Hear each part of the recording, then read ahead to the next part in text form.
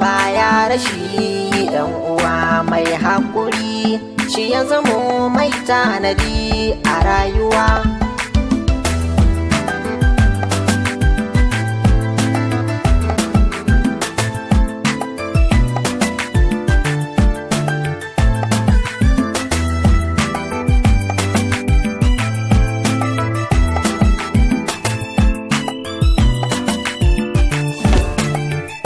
Zana sanya sarki Allah abin godiya, mai ruwa da iska sarki mai duniya.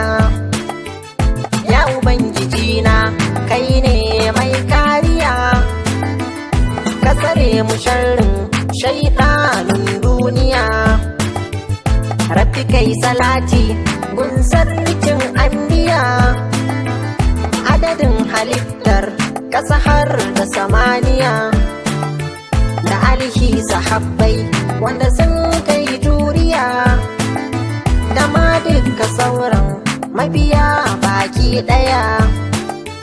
Allah Ubangiji na kai yi min kariya, tare da haƙuri na zamo mai juriya ba damuwa.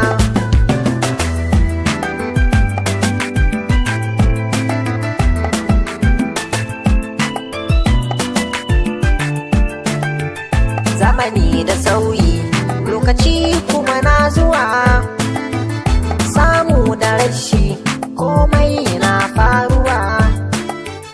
Yan adam da buri mutuwa kuma na zuwa, arziki talauci rabu ne ke bayarwa. Duniya budurwar wawa ku ji yan uwa, sharrin da shi ne halakarwa a rayuwa.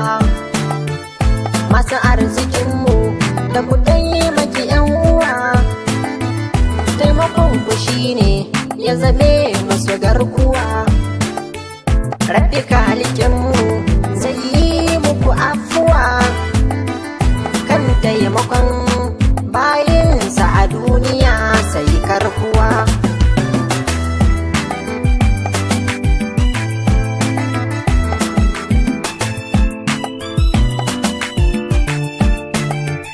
Wasu na da hali dukiya kuma mai yawa, na rashin dalili suke taimaki yan uwa. Ba sa tunanin kwai ranar rabuwa, komai da kowa dukiya ba ta zuwa. Arziki da iko mulki ba sa zuwa, sai dai ku aikin da kayo jin rayuwa. Khairi ko sharri su za ka yi girbewa, tanadi mu zamto yi kafin mutuwa. Kowa ya shirya dan ranar na zuwa, lokaci guda za ta rushe garkuwa sai rabuwa.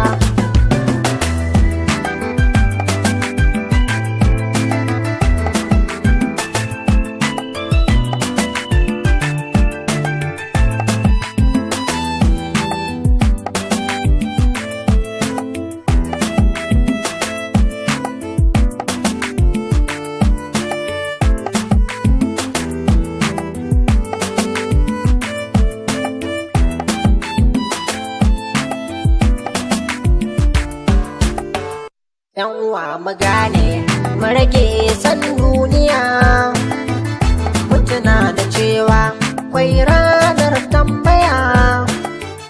Komai da kai shi za a yi bibiya, farkon ka har ƙarshen ka a duniya. Mutuna da cewa in muna cikin lafiya, wasu na cikin kuncin rashin lafiya. Wasu na a inuwar arziki har da dukiya, wasu ko talauci ba abinci ba dukiya. Ita dukiya zabar ta duniya, mai arziki ne mai wadatar zuciya. Mu tsaya a hanyar neman na halaliya, buɗe wa kanmu hanyar na haramiya. Mu fahimta cewa Allah zai yafiya.